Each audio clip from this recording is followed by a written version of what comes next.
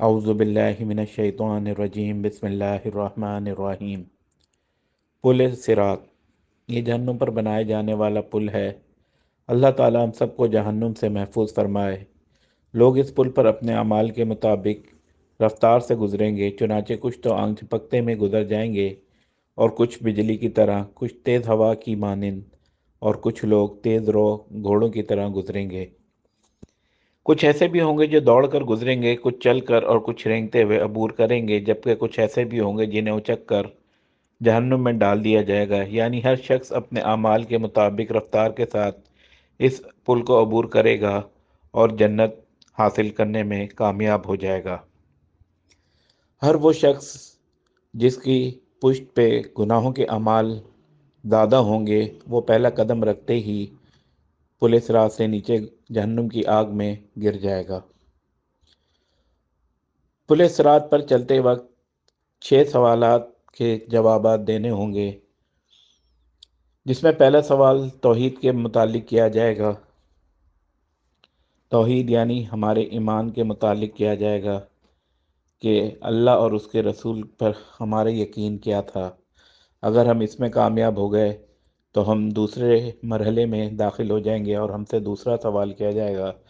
جو کہ نماز کے بارے میں ہوگا، کہ دنیا میں جو بھی نمازیں ادا کی ہیں وہ کتنے خشوع و خضوع کے ساتھ ادا کی ہیں اور کتنی لذت کے ساتھ ادا کی ہیں، اس کا فیصلہ بھی اسی دن ہوگا۔ اور جب نماز کا سوال ہوگا تو اس کے بعد پھر تیسری منزل آئے گی، جس میں روزے کے متعلق سوال کیا جائے گا کہ جب آپ روزہ رکھا تو آپ نے پورے دن میں کیا کیا اعمال کیے، قرآن شریف پڑھا، نمازیں پڑھی، روزے کا حق ادا کیا کہ نہیں کیا۔ یہاں سے کامیاب ہونے کے بعد چوتھا سوال حج کا آئے گا، کہ جو شخص جسمانی استطاعت رکھنے کے باوجود اور مالی استطاعت رکھنے کے باوجود حج پہ نہیں گیا تو اس کو یہاں اس کا نتیجہ بھگتنا پڑے گا، اور جو گیا اس کو اللہ تعالیٰ کامیاب کرے گا۔ پانچواں سوال زکوٰۃ کے بارے میں ہوگا، کہ جب اللہ تعالیٰ نے تمہیں مال عطا کیا تھا تو تم نے اس پہ سال گزرنے کے بعد تم نے زکوٰۃ اس پہ ادا کی کہ نہیں کی، اس کے متعلق سوال کیا جائے گا۔ زکوٰۃ کا سوال جب مکمل ہو جائے گا اس کے بعد حقوق العباد کی باری آئے گی۔ حقوق العباد میں حقوق العباد اور صلہ رحمی دونوں شامل ہوں گی، اور حقوق العباد میں اللہ کے حقوق، اللہ کے بندوں کے حقوق، اس کے ہر جاندار کے حقوق، چاہے وہ چرند ہو پرند ہو، کہ اس کے ساتھ اس نے کیسا سلوک کیا اور کیسی صلہ رحمی کی۔ جب ہر مسلمان ان 6 سوالوں کا جواب دے جائے گا تو وہ انتہائی تیزی کے ساتھ پل صراط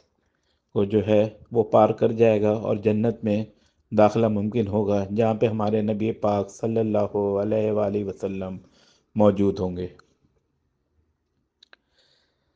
صحیح بخاری اور مسلم کی ایک حدیث ہے جس میں ابو سعید خدری رضی اللہ تعالیٰ عنہ سے حدیث مروی ہے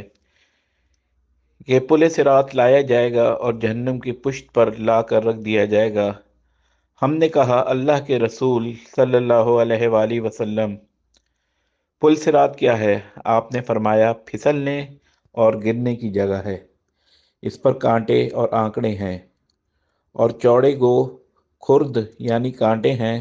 اور ایسے ٹیڑھے کانٹے ہیں جو نجد میں ہوتے ہیں، انہیں سعدان کہا جاتا ہے۔ مومن اس پر سے جہنم چشم زدن میں بجلی کی طرح، ہوا کی طرح تیز رفتار گھوڑوں اور سواریوں کی رفتار سے گزر جائیں گے۔ ان میں سے بعض تو صحیح سلامت بچ کر نکل جائیں گے، اور بعض اس حال میں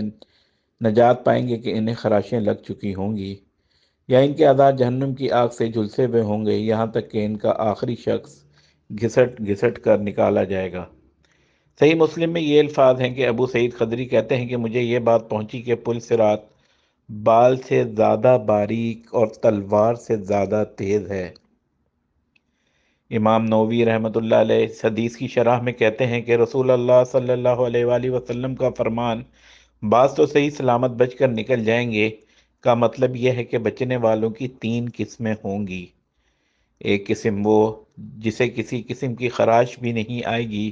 اور صحیح سلامت گزر جائیں گے، اور ایک قسم وہ ہے جس کو خراشیں آئیں گی اور آخرکار بچ کر نکل جائیں گے، اور ایک قسم وہ ہے جس میں کانٹے چبھ جائیں گے اور وہ گر جائیں گے، پھر جہنم میں جا پڑیں گے۔ شیخ ابن عثیمین رحمہ اللہ علیہ کہتے ہیں، پل صراط جہنم پر بنا ہوا ایک پل ہے، یہ پل بال سے زیادہ باریک اور تلوار سے زیادہ تیز ہے۔ لوگ اس پل پر سے اپنے اعمال کے مطابق گزریں گے، چنانچہ جو شخص دنیا میں نیکیاں کرنے میں کوئی تاخیر نہیں کرتا تھا وہ فوری طور پر گزرتا جائے گا، اور جو شخص تاخیر کا شکار رہتا تھا اور جس کے اعمال میں بدعمالیاں بھی شامل تھیں، اللہ تعالیٰ نے اس کی بدعمالیوں کو معاف نہیں فرمایا ہوگا، تو ممکن ہے کہ جہنم میں گر جائے۔ اللہ تعالیٰ ہم سب کو اپنی پناہ